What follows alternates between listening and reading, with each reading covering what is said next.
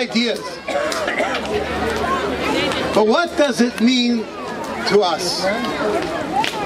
And what can we take out of Reb Shimon's life and try to implement it in our own? I'd like to share with you a thought brought in the Shem Mishmul.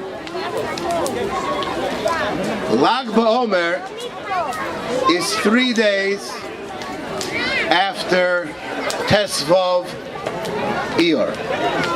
It's the 18th. My math is not bad. Okay. What happened on Tesvav Iyar? They stopped eating the food that came out of Mitzrayim. Chazal tell us that they brought food with them, and that food ended at that time, and that's when they started to partake of the money. What's so bad about Egyptian food? Can't really say much personally, but I would imagine there's less ruchnius in there than there is in the money. That's how we'll start with that concept. A person is affected by his environment. The food one eats generally takes on the form and the customs of the land that he's in.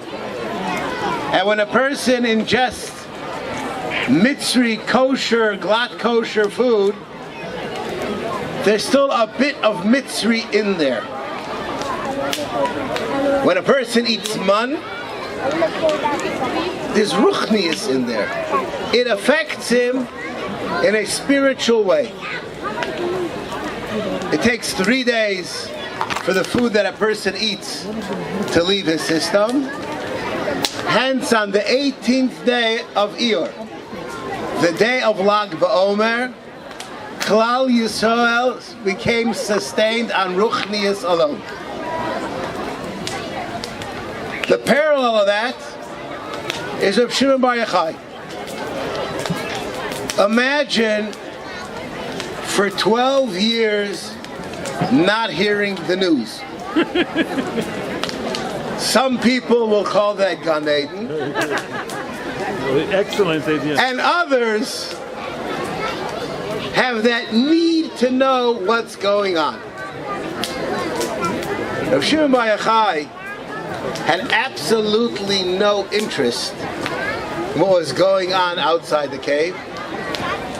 He removed himself from the physical world to the point that the food that he ate was miraculous food. Food created by an S, guised in Teva. In such an environment, the Zohar was created. What does that mean for us? I would like to share with you an eavesdropping that I had on a conversation with my Rosh Yeshiva, she be well, and somebody that was considering learning Kabbalah. And he said to the person, if while you're learning Kabbalah you can do X, I'm not going to get involved in what the X is, don't open the Sefer. You want to learn Kabbalah? You must rise above. You must rise above the world of physicality. The Sfarim HaKadoshim tell us that there are 17 days of preparation for Shavuos, and this is the second half of Sfiras HaOmer. We are now on a ladder going towards Ruchnius. Everybody wants to celebrate Reb Shimon, but nobody wants to do what Reb Shimon did. I don't think that if Reb Shimon would come here right now and take a look at what's going on, what people are eating, I think it's a far cry from Boxer. How do we get there? How do we get there? That's a good question. That's what I'm talking about. So what are we doing? We are celebrating the light.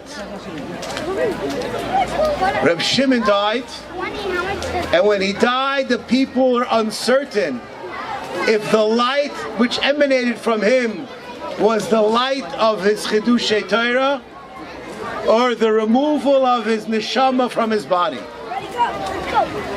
And there are those that say that it's all the same. With his rising to the next world, he left us a legacy. He left us a legacy that's embodied in fire. Fire cannot be contained, cannot be defined. Yet we can benefit from it and appreciate it. The Zohar Tamos is something that we can only see from afar. I've been asked by irreligious people, isn't it dangerous, those bonfires on Lag BaOmer? And I said, not really. He said, aren't you afraid the kids are going to get too close? I said, no. He said, do you have to police them? I said, no. He said, how is that?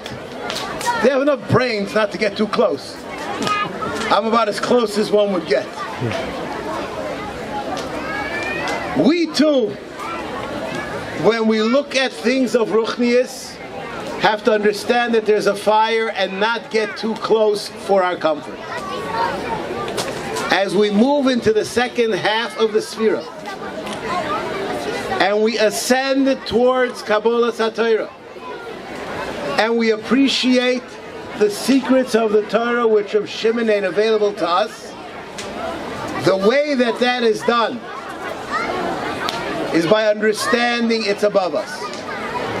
Giving credence to the Kedusha, the Tahira, which Rav Shimon gave to the world.